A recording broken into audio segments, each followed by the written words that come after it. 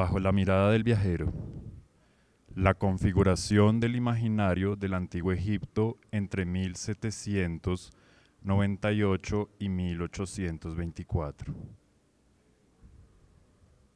En la estampa conocida como Mode in which the young man's head, now in the British Museum, was removed by Belzoni, de 1820, concebida por Giovanni Belzoni y ejecutada por Agustino Baglio, el espectador es trasladado a otro lugar donde está sucediendo un acontecimiento insólito. Un grupo de felas, de la palabra árabe fala, que es campesino o labrador, traslada el colosal busto de algún faraón usando un mecanismo peculiarmente rústico. ¿Por qué se llevan este busto? ¿Hacia dónde se dirige este? ¿Qué relata esta imagen, aunque no lo muestre?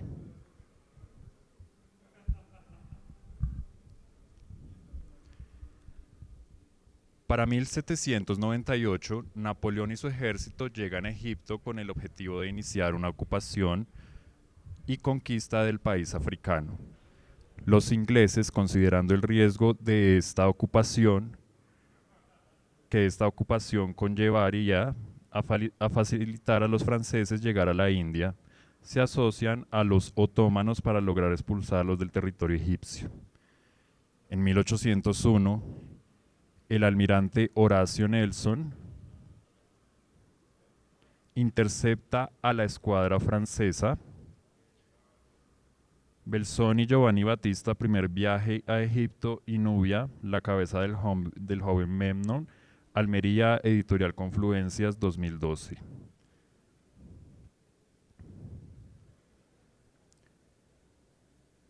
En 1801, el almirante Horacio Nelson intercepta a la escuadra francesa, debilitando significativamente al ejército napoleónico y dando fin a la invasión.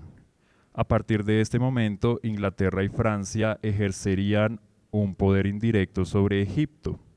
Cuando los ingleses abandonan el país en 1803, se crea una relación de cordialidad entre las dos naciones europeas, que aparentemente buscaban contribuir al proyecto de Estado-Nación moderno impulsado por Mehmed Ali. A pesar de su corta duración, la expedición napoleónica en Egipto es considerada por los historiadores como un acontecimiento que simboliza el inicio de los tiempos contemporáneos en el mundo árabe y de la hegemonía europea sobre la región. La expedición haría que Europa volviera la mirada sobre Egipto. El conocimiento por los tiempos remotos de este país sería para algunos un genuino interés que, además de aportar a la historia de la humanidad, también sirvió como un instrumento de poder. A partir de esto, Inglaterra y Francia inician una carrera por describir obstinadamente este antiguo Egipto, que emergía de las arenas profundas de este país desordenado y exótico. En la creación de este cuadro no hubo interlocución alguna de este otro, que estaba siendo valorado por su pasado remoto. Mientras se estudia la actualidad de lo que sucede en el territorio, un ejemplo de este son los 23 volúmenes de la descripción del Egipto que proporcionó al orientalismo y su escenario decorado. Asaola Piazza Bárbara, Historia de Egipto Contemporáneo, Madrid, Catarata 2008, página 14. Y Said Edward, Orientalismo, Barcelona, Random House Mondadori, 2009, página 72. Un ejemplo de esto son los 23 volúmenes de la descripción del Egipto que proporcionó al orientalismo su escenario o decorado. Además que permitió y reforzó la absorción totalmente orientalista de Egipto a través de los instrumentos del conocimiento y del poder occidentales. Said, Orientalismo, página 125. Estos ejercicios de erudición alimentarían un público plenamente interesado con una serie de datos y narraciones donde su imaginación se entremezcla con lo fáctico y lo mítico se sustenta en el vestigio.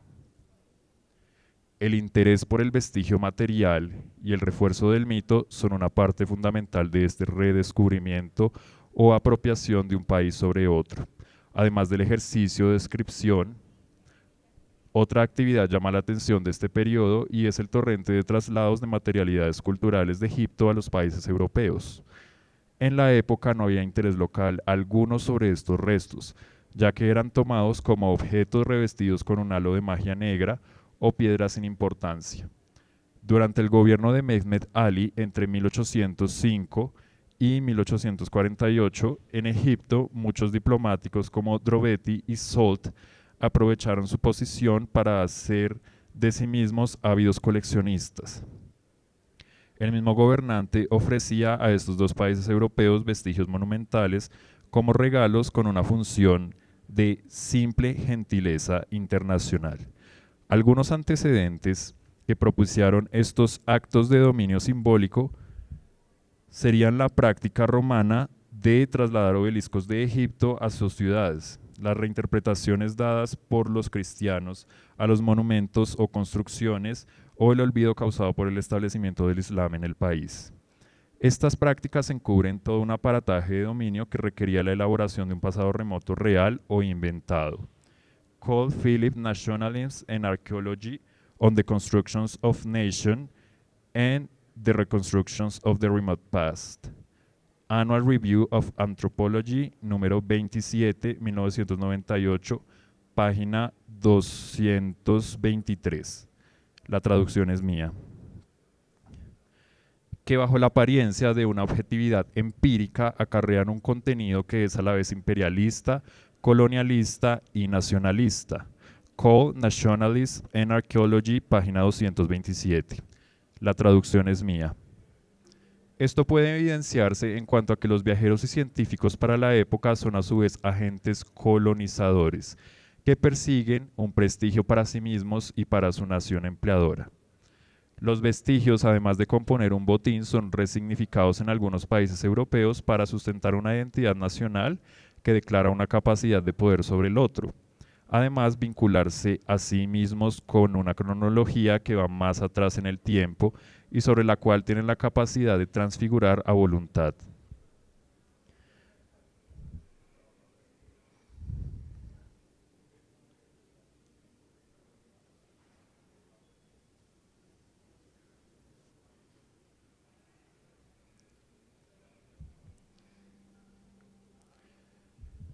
Durante las primeras 2 décadas del siglo XX, el conocimiento sobre el antiguo Egipto estaba fundado en una mezcla de lo registrado por los griegos y romanos, los mitos que buscaban sustentar en relatos bíblicos las monumentales construcciones y el olvido profundo causado por el establecimiento del Islam en el territorio y las publicaciones recientes de viajeros. Véase Fagan Bryan, Los primeros turistas en el saqueo del Nilo, ladrones de tumbas, turistas y arqueólogos en Egipto, Barcelona Crítica 2005. Estas fuentes prevalecerán hasta que entre 1828 y 1824 Champollion complete y publique el desciframiento de la escritura jeroglífica. La literatura de viajes en particular ensambló para el público la estampa de este antiguo Egipto, mágico y oculto, que gradualmente emergía ante sus ojos. Algunos de los trabajos más famosos fueron A Description of the East and Some Other Countries de 1743 por Richard Pococky, Voyage and City and Egypt de 1787 del conde de Volney, Voyages dans la Base et el Haut Egypte 1802 de Vivant Denon y la extensa descripción del Egipto, producida entre 1809 y 1827 por diversos autores. Al revisar los escritos de estos viajeros y protoarqueólogos se hace evidente esa libertad del viajero para jugar con lo fáctico y su imaginación al componer su narración. La sensibilidad de este público ávido de noticias de esta civilización caída es traída estos días en el celebrado Ozymandias 1818 de Percy Bysshe Shelley, el cual se presumía estaba inspirado en el busto conocido como el joven Memnon, 1270 antes de nuestra era. Hoy en el British Museum está hecho de granito rojo, mide 266.8 centímetros de alto por 203 de ancho y pesa unos 7.200 kilogramos. Ficha técnica de The British Museum Collection Online. I met a traveler from an antique land who said, "Two vast and trunkless legs of stone stand in the desert. Near them, on the sand, half sunk a shattered visage lies, whose frown and wrinkled lip and a sneer of cold command tell that it's a sculpture well those passions read, which yet survive, stamped on these lifeless things. The hand that mocked them, and the heart that fed. And on the pedestal, these words appear. My name is Ozymandias, King of Kings. Look on my works, ye mighty, and despair. Nothing besides remains round the decay of that colossal wreck. Boundless and bare, the lone and level sands stretch far away. Shelley Percy Bysshe Ozymandias, tomado de Selected Poems of Percy Bysshe Shelley, Londres, Oxford University Press, 1935, página 358. En la imaginación de este público erudito, o no, la verdad se funde con la invención. Además es capaz de crear fábulas que pueden confundirse con la historia misma. Se cree que este poema fue escrito por Shelley tras haber visto al joven Memnon cuando fue exhibido por primera vez en el British Museum. Lo cierto es que para el momento en el que se supone el busto de Belzoni, el joven Memnon influenció el poema de Shelley. Este se encontraba almacenado en el puerto de Valetta o en un barco en alta mar. Rodenbeck, John, Travelers from an Antique Land, Shelley's Inspiration for Ozymandias. Journal of Comparative Poetics, número 24, 2004, página 126. Incluso se ha creído que la inscripción enunciada en el poema correspondía con textos presentes en los templos. Algo que sí pudo suceder es que el poeta hubiese visto alguno de estos célebres diarios de viaje por Egipto, como el de Richard Pococki, que en su primer volumen describe un coloso de Memnon, y en la ilustración número 38 representa los pies de un coloso con inscripciones grabadas. Véase Pococki Richard, A Description of the East and Some Other Countries, volumen 1, Observations on Egypt, Londres, W. Bowyer, 1743. Esto hace patente cómo para la época fueron fundamentales la crónica visual y escrita, que incluso en sus alteraciones respecto de la realidad y que hoy pueden parecernos errores o producto de imprecisiones, construyeron aquella imagen de un Egipto eterno. Es importante mencionar que no fue algo exclusivo de las artes este juego con lo fáctico. Los viajeros y descubridores usaron efectos similares en pos de presentar una imagen magnificada de los acontecimientos. Los viajeros ofrecían al público evidencias de sucesos traídos directamente de estas tierras antiguas que tanto apasionaban a los europeos de la época. Esta pasión por lo egipcio no se entiende fuera del romanticismo. Gómez y Largacha, Egiptomanía, página 224.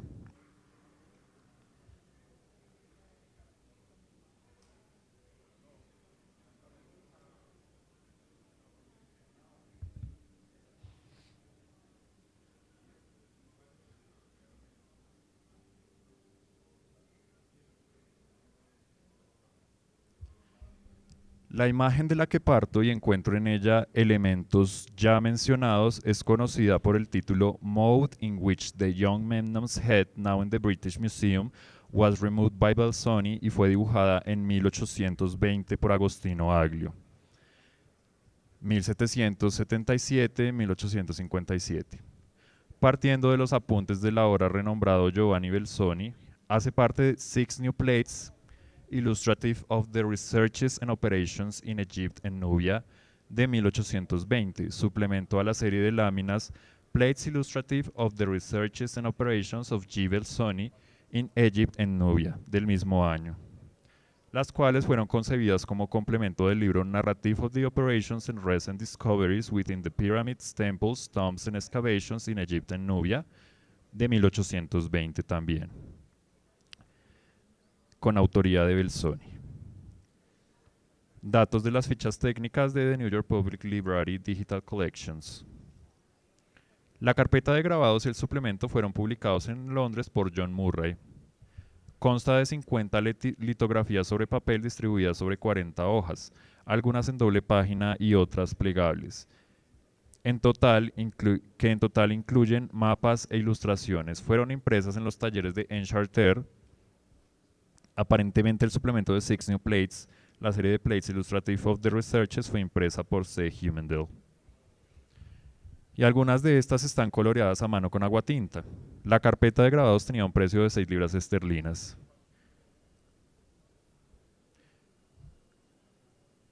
Lo que hoy serían unas 563 libras esterlinas, aproximadamente 2.219.000 pesos colombianos, conversión realizada el 9 de septiembre de 2018. Giovanni Belzoni, 1778-1823, nació en Padua y posteriormente huyó a Londres, donde hacía demostraciones de fuerza en un circo antes de irse a Egipto, para intentar ganarse la vida como ingeniero hidráulico. En 1815, Belzoni fue contratado por el cónsul británico de Egipto, Henry Salt, por sugerencia del orientalista Johann Burckhardt, para mover la estatua de Ramsés II hasta el río Nilo y enviarla a Alejandría. En 1818, el joven Memnon llegó a Londres y en 1819 se exhibió al público por primera vez en el British Museum.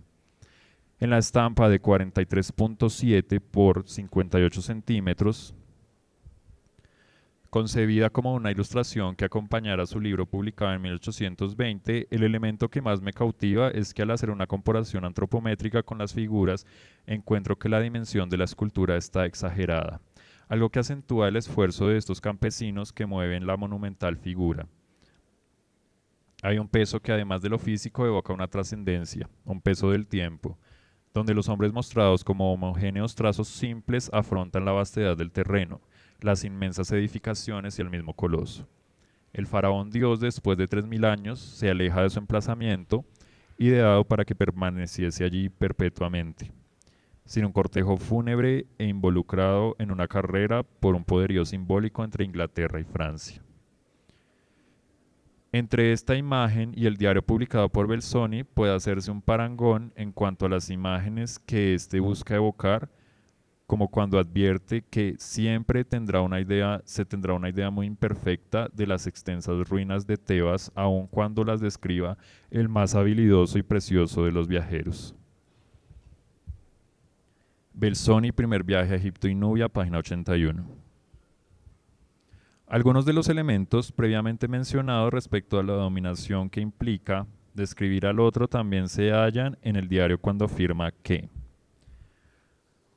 al examinar el colosal busto que me tenía que llevar, lo encontré cerca de los restos de su cuerpo y silla, con la cara hacia arriba, y aparentemente sonriéndome, como pensando en que iban a trasladarlo a Inglaterra. Belzoni, primer viaje a Egipto y Nubia, página 84. Encuentro muy curioso que Belzoni insista en el gran tamaño de la escultura, cuando es sabido que este al llegar al emplazamiento estuvo decepcionado porque había concebido un vestigio de tamaño mayor. Sin embargo, considero que éste sabía que se encontraba en un tiempo donde el mito de lo egipcio estaba en furor y a este mismo lo atraía fuertemente. Para 1820, Belzoni, convertido en un explorador y coleccionista de renombre, se traslada a Londres. Este inicia por escribir un libro y consigue publicarlo bajo la editorial de John Murray, una de las más prestigiosas para la época. Este libro estaba enlazado a una costosa carpeta de grabados y un suplemento. Belzoni escribe este libro muy rápidamente, sacrificando un estilo erudito en su escritura, algo que le resultó provechoso al poder hacer accesible su relato a un público más amplio. Mientras que hace esto, organiza una exposición en el Salón Egipcio de Piccadilly en Londres, la cual inaugura el 1 de mayo de 1821. Fagan Bryan, el saqueo del Nilo, ladrones de tumbas, turistas y arqueólogos en Egipto. Barcelona, Crítica 2005. ¿Qué pasó?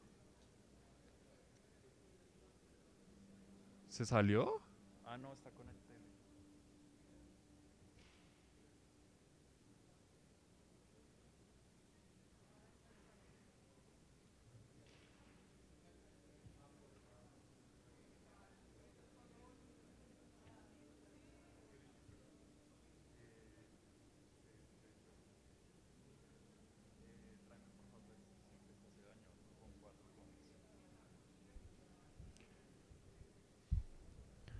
Para 1820, Belzoni, convertido en un explorador y coleccionista de renombre, se traslada a Londres. Este inicia por escribir un libro y consigue publicarlo bajo la editorial John Murray, una de las más prestigiosas para la época. Este libro estaba enlazado a una costosa carpeta de grabados y un suplemento. Belzoni escribe este libro muy rápidamente, sacrificando un estilo erudito de su escritura, algo que le resultó provechoso al poder hacer accesible su relato a un público más amplio. La exposición, realizada en el Salón Egipcio de Piccadilly, atrajo una gran cantidad de público, tal vez por ser la primera exposición exclusivamente sobre el Antiguo Egipto. A diferencia de los museos, que aún parecían un amplio gabinete de rarezas, la exposición contaba con piezas auténticas, reproducciones a escala real de algunas tumbas, vaciados y maquetas en yeso. Algunos monumentos visitados por Belzoni, a pesar de que pudo vender muchas de sus piezas por el precio que deseaba, la exposición fue todo un éxito en su época, dado a que había sido capaz de exhibir a muchos miles de kilómetros de su exótico lugar de origen, resultados tangibles de sus viajes. Fagan, El saqueo del Nilo, página 174.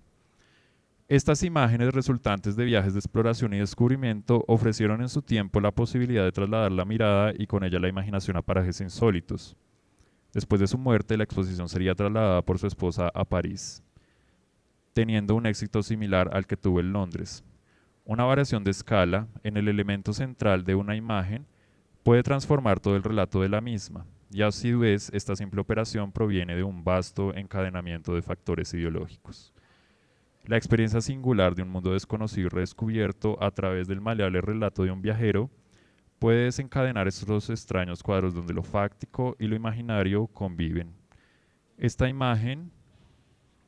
esta imagen, el juego con algunos pocos elementos magnifica el asombro ante lo desconocido. ¿En qué punto se amalgama la imaginación poética con el conocimiento concreto en la representación del pasado producido durante esta época? Laura, ¿se ha tomado instantáneas? Bueno, hágale ahorita.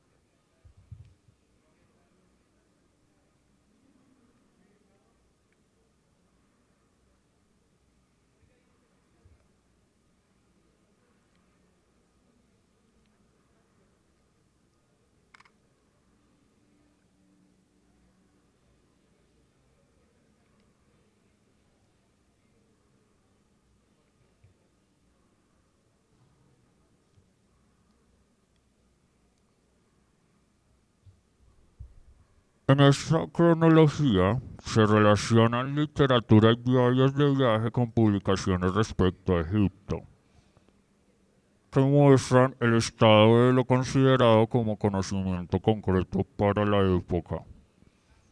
Se parte de 1743 con el libro de varios volúmenes publicado por Richard Pococky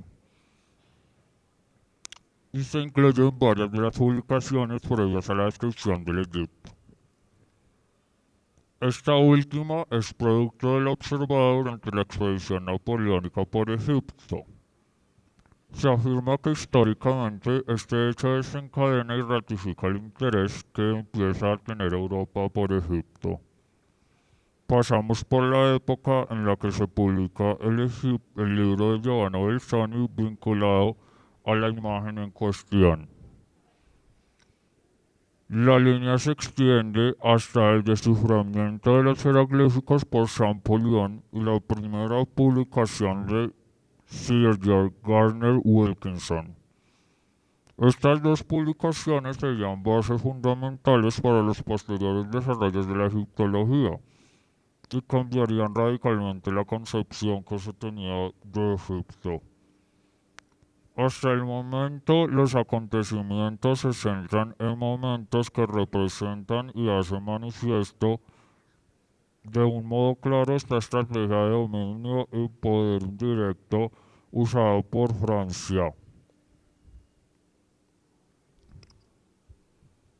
En Inglaterra para con Egipto, de la época de Muhammad Mehmed Ali. En esta estrategia asociada al conocimiento, consistía en la descripción unilateral del Egipto antiguo, creando un Egipto fantástico y perdido, totalmente discordante con su realidad para la fecha. También se incluye información relacionada con el traslado de la escultura representada en la imagen.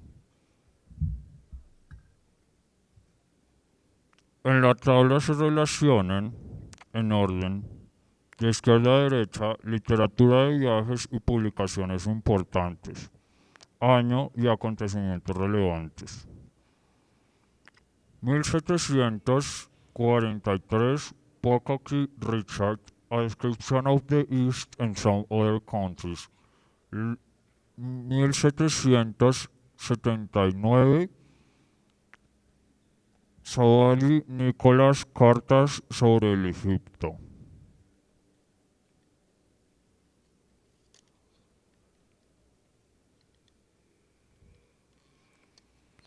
Potocki Jan, Viaje a Turquía y Egipto, 1784.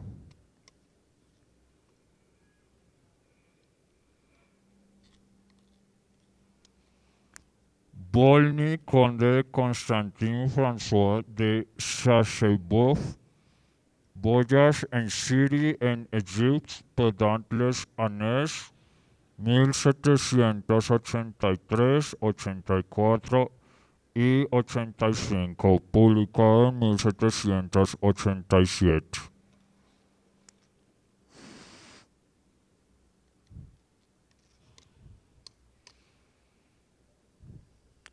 Volney, conde de Constantin François de Chassebeuf, Voyage en Syrie en Égypte pendant les années 1783, 84 y 85, reimpresión de 1791 y Les Ruines ou Meditations sur Revolutions de Saint-Paul como suplemento.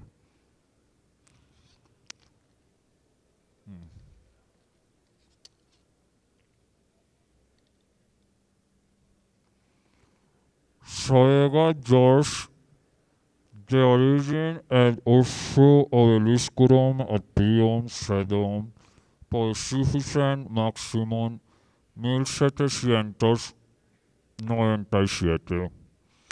1798.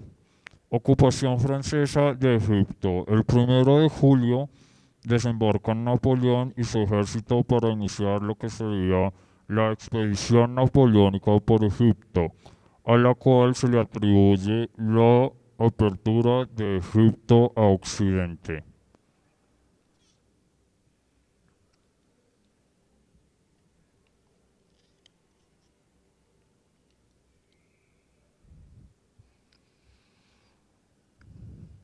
Major Luigi builds in Egypt. From the original drawings in the possession of Sir Robert Isley, taken during his embassy to Constantinople. Thomas Bensley for Art Boyer, Londres, 1801. Napoleón es derrotado e interceptado por el almirante inglés Horatio Nelson. Fin de la expedición. La piedra Rosetta es encontrada en un puerto por los franceses y posteriormente capturada por los ingleses.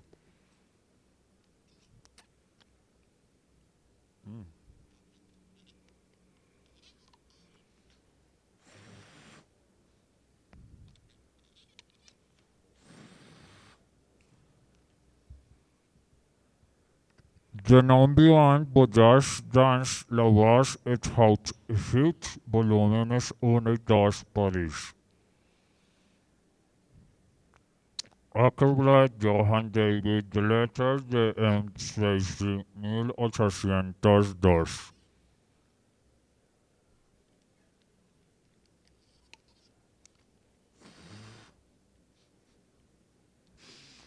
Publicación del primer tomo de Description de l'Egypte. The record des observations and the researches quod était Hossens en Égypte, pendant l'expédition de l'année française, publicado por C.L.F. Pankoki, 1809.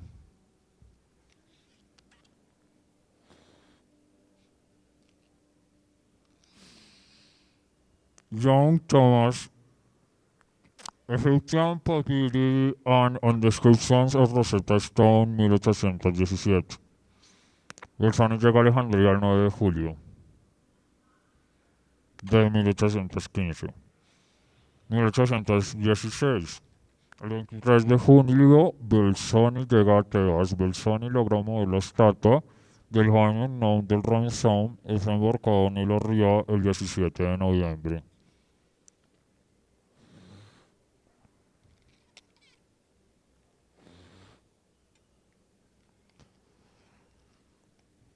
El joven Menón llega a Alejandría y es almacenado en el puerto de Boleta y finalmente se embarca hacia Inglaterra en octubre 1817.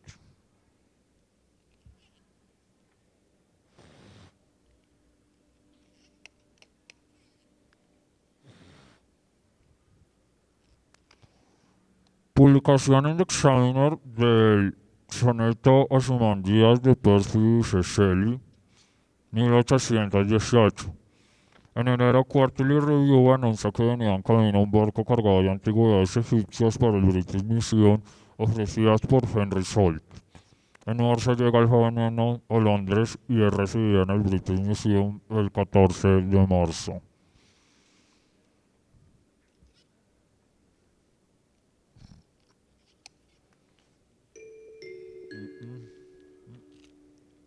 ¿Por qué?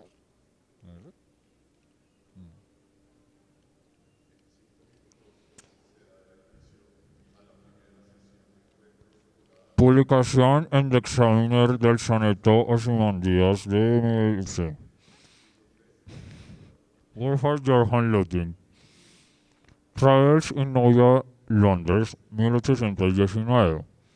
El joven es exhibido al público por primera vez en el British Museum. Muhammad Ali obsequia a Inglaterra un obelisco proveniente de Heliópolis. Fue emplazado hasta 1700 en Westminster.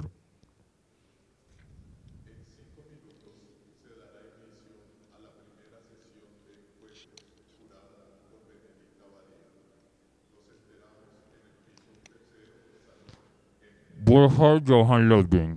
Travels in New en... Giovanni Alzani Battista, Narrative Operation and Recent Discoveries within the Pyramids, Temples, Tombs, and Excavations in Egypt and Nubia, John Murray, Londres, 1820. Alzani regresa a Londres.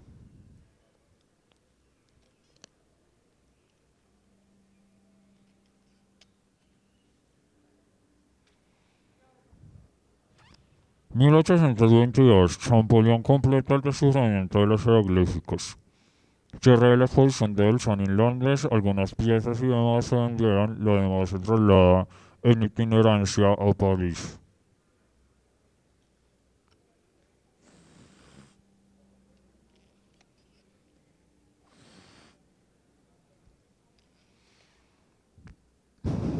Champollion Jean-François, Pantheon Egyptian.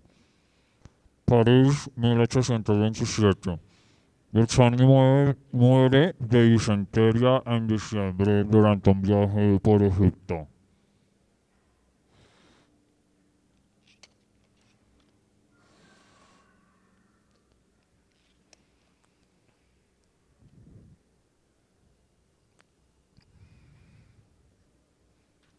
Publicación del último tomo de Description de Egypt or required this observation of the researches qui ont été faites en Egypte pendant l'expédition de l'année française.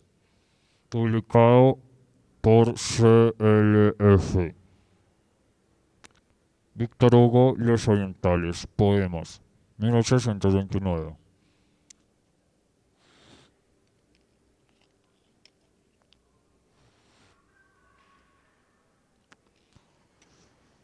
Fitzgibbon Thomas, History of Mummies, Londres, 1834.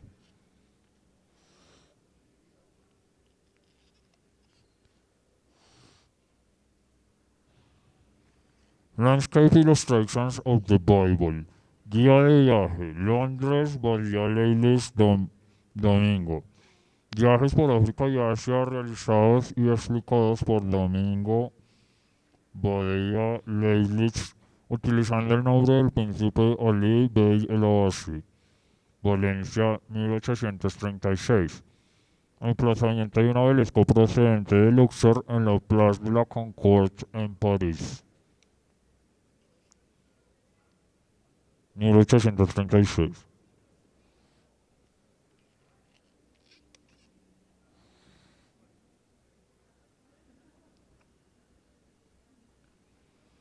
Gardner Wilkinson John, The Manners and Customs in the Ancient Egyptians, 1837. La compañía Línea Peninsular y Oriental inicia el reemplazo de la navegación a vela por buques a vapor, lo que incrementa el turismo por Egipto. La información contenida en esta gráfica proviene en su totalidad de la bibliografía consultada para este ensayo.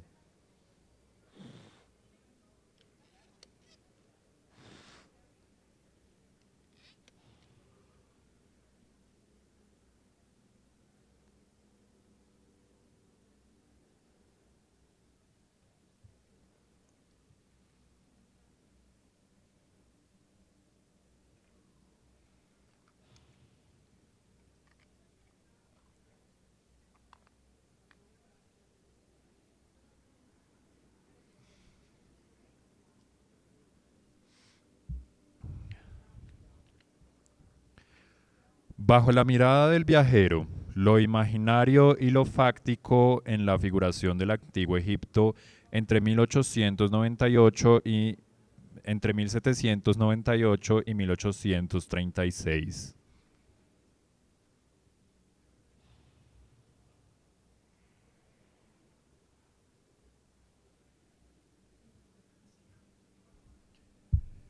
El grabado de 1828, conocido como Mode in which the Young Memnon's Head, now in the British Museum, was removed by Belzoni, fue concebido por Giovanni Belzoni y ejecutado por Agostino Aglio, 1777-1857, a partir de los apuntes de viaje del primero.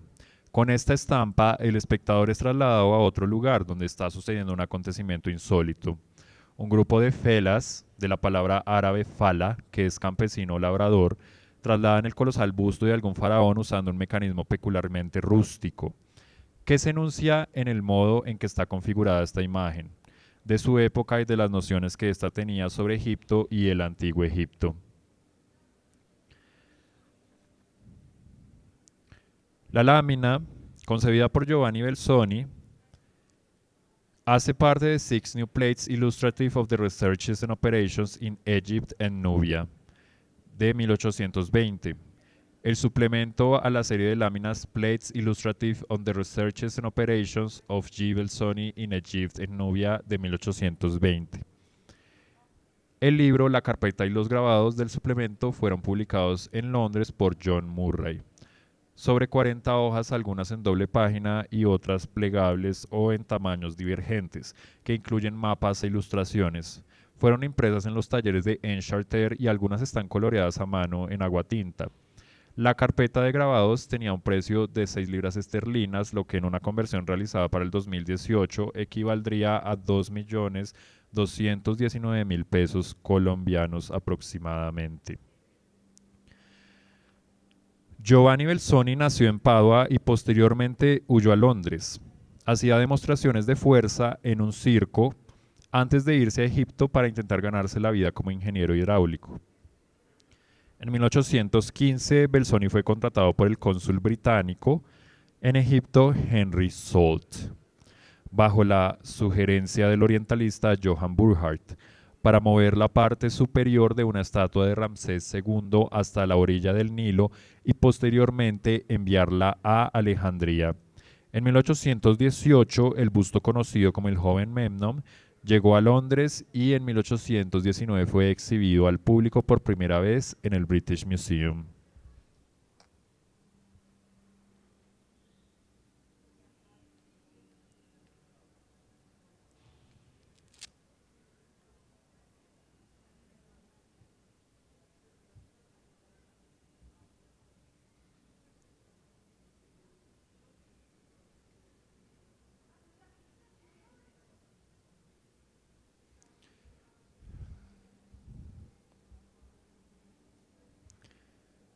Para 1820, Belzoni, convertido en un explorador y coleccionista de renombre, se trasladó a Londres. Este inició por escribir un libro y consiguió publicarlo bajo la editorial John Murray, una de las más prestigiosas para la época. Belzoni escribe este libro muy rápidamente, como advierte en la introducción de su Narratives de 1820, sacrificando un estilo erudito en su escritura, algo que le resultó provechoso al poder acceder a un público más amplio. Mientras hace esto, organiza una exposición en el Salón Egipcio de Piccadilly.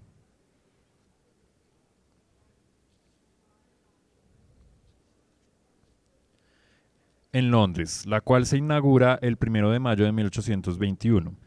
Atrajo una gran cantidad de público, tal vez por ser la primera exposición exclusivamente sobre el antiguo Egipto, a diferencia de los museos que aún parecían un amplio gabinete de rarezas.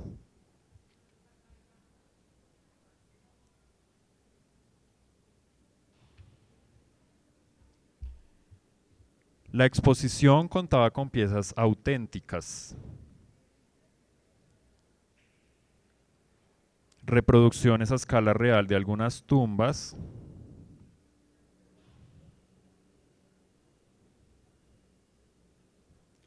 vaciados, maquetas en yeso de algunos de los monumentos visitados por Belzoni. A pesar de que no pudo vender muchas de estas piezas por el precio que deseaba, la exposición fue todo un éxito en su época. Dado a que había sido capaz de exhibir a muchos miles de kilómetros y de su exótico lugar de origen y en resultados tangibles de sus viajes, estas imágenes, que resultan de viajes de exploración y descubrimiento, ofrecieron en su tiempo la posibilidad de trasladar la mirada y con ella la imaginación a pasajes insólitos. Después de su muerte, la exposición fue trasladada por su esposa a París, teniendo un éxito similar al que tuvo en Londres. La sensibilidad de este público, atento a nuevas noticias de esta civilización traída, es traída a estos días en el celebrado Ozymandias de Percy Bysshe Shelley, el cual se presumía estaba inspirado en el busto conocido como el joven Memnon de 1227 antes de nuestra era, hoy en el British Museum.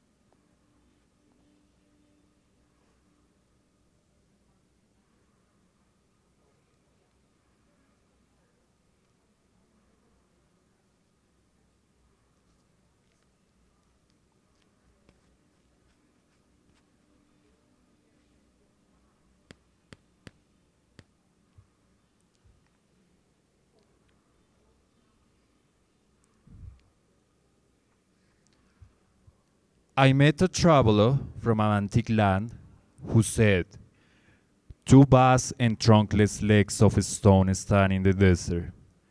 Near them, on the sand, half sunk, a shattered visage lies, whose frown and wrinkled lip and a sneer of cold command tells that it's a sculpture well those passions read, which yet survive, stamped on these lifeless things. The hand that mocked them and the heart that fed. And on the pedestal, these words appear. My name is Ozymandias, King of Kings. Look on my works, ye mighty, and despair. Nothing besides remains. Round the decay of that colossal wreck, boundless and bare, the lone and level sands stretch far away.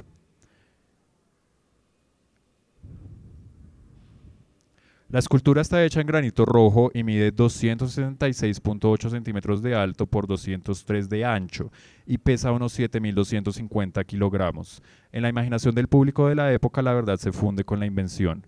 Ha sido capaz de crear fábulas que pueden confundirse con la historia misma y que han quedado fijadas en el relato de la historia. Se cree que este poema fue escrito por Shelley tras haber visto El joven Memnon, cuando fue exhibido por primera vez en el British Museum. Lo cierto es que para el momento en el que se supone el busto de Belzoni, el joven Memnon, influenció el poema de Shelley, este se encontraba almacenado en un puerto en Valeta o en un barco en alta mar. Incluso se ha creído que la inscripción enunciada en el poema correspondía con textos presentes en los templos. Algo que sí pudo suceder es que el poeta hubiese visto alguno de estos célebres diarios de viaje por Egipto, como el de Richard Pocock, que en su primer volumen describe un coloso de Memnón y en la ilustración número 38 representa los pies de un coloso con inscripciones grabadas. Esto hace patente como para la época fueron fundamentales la crónica visual y escrita, que incluso en sus alteraciones respecto a la realidad, algo que hoy que puede parecernos errores o productos de imprecisiones, construyeron una imagen de un Egipto atento. Es importante mencionar que no fue algo exclusivo de las artes. Este juego con lo fáctico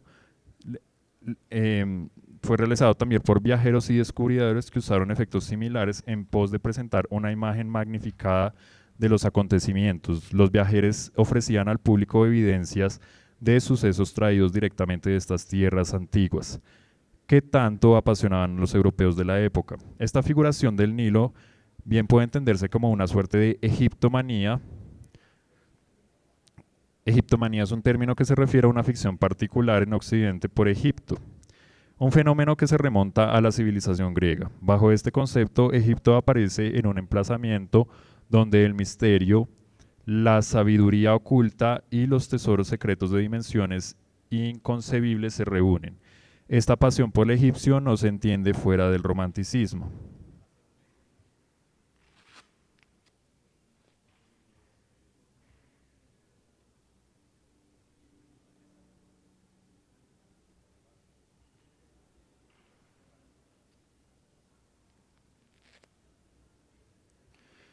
De vuelta a la imagen, el rasgo más peculiar de esta se percibe cuando se hace una comparación antropométrica de las figuras con respecto a la escala del busto.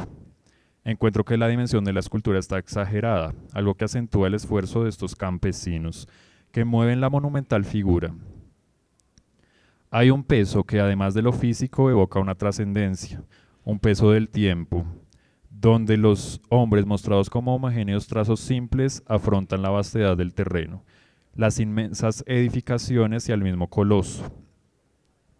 El faraón Dios, después de 3000 años, se aleja de su emplazamiento, ideado para que permaneciera allí perpetuamente sin un cortejo fúnebre e involucrado en una carrera por un poderío simbólico entre Inglaterra y Francia.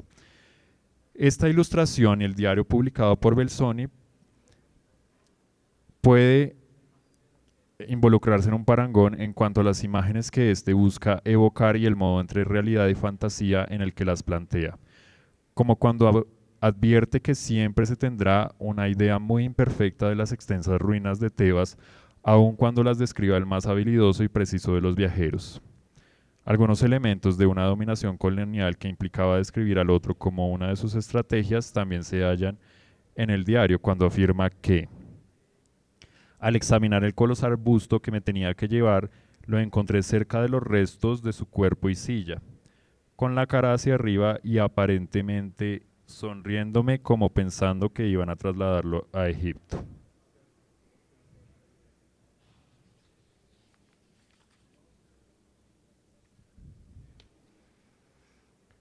Una variación de escala en en el elemento central de una imagen puede transformar todo el relato de esta, y a su vez esta simple operación proviene de un vasto encadenamiento de factores ideológicos. La experiencia singular de un mundo desconocido y redescubierto a través del maleable relato del viajero puede desencadenar estos extraños cuadros donde lo fáctico y lo imaginario coexisten.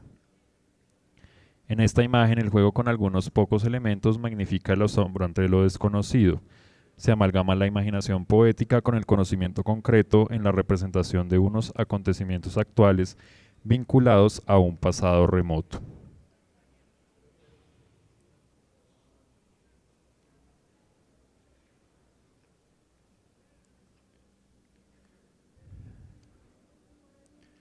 La expedición napoleónica hizo que Europa volviera la mirada sobre Egipto. Conocer los tiempos remotos de este país fue para algunos de un genuino interés, que simultáneamente contribuía a dilucidar la historia de la humanidad y servía como un instrumento de poder. Justificándose en esta tarea, Inglaterra y Francia inician una carrera por describir obstinadamente este antiguo Egipto, que emergía de las arenas profundas de este país desordenado y exótico. En esta representación no hubo interlocución alguna de ese otro que estaba siendo valorado por su pasado remoto, mientras se eludía la actualidad de lo que sucedía en el territorio. El interés por el vestigio material y el refuerzo del mito son una parte fundamental de este redescubrimiento y apropiación de un país sobre otro. Como es descrito por Francisco Gómez y Antonio Pérez, en la época no había un interés local alguno sobre estos restos, ya que eran tomados como revestidos con un halo de magia negra o piedras sin importancia.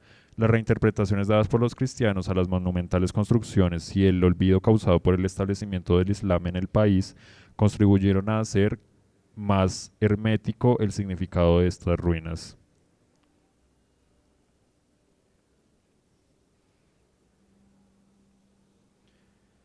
El transporte y posterior emplazamiento de los monumentos antiguos eran operaciones complejas que requerían de un gran esfuerzo tanto en el aspecto técnico como económico. Creo que estas maniobras fueron de las formas en las que una de las formas de Occidente para demostrar su capacidad de dominación, haciéndola evidente en estos despliegues de audacia tecnológica y capacidad de financiación. Estas prácticas encubren toda una estructura de dominación que requería la elaboración de un pasado remoto real o inventado, mientras simultáneamente se ejerce el exotismo al insertar episodios de este pasado en acontecimientos que ocurrían en la actualidad del país del Nilo. Los vestigios, además de componer un botín, son resignificados en algunos países europeos, transformándose en símbolos de identidad nacional. Esto servía para declarar una capacidad de poder sobre el otro y además vincularse a sí mismos con una cronología que va más atrás en el tiempo, la cual además podían transfigurar a su voluntad.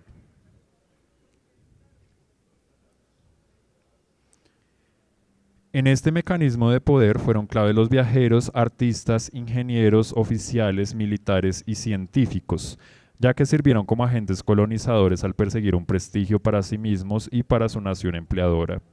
Durante las primeras 2 décadas del siglo XIX, el conocimiento sobre el antiguo Egipto estaba fundado en la literatura de viajes que iba desde los tiempos de Heródoto hasta lo producido durante la expedición napoleónica. Estas fuentes prevalecerán hasta 1822 y 1824, cuando Champollion completa y publica el desciframiento de la escritura jeroglífica. La literatura de viajes, en particular, ensambla para el público la estampa de este antiguo Egipto, mágico y oculto, sin precedentes, que emergía ante sus ojos.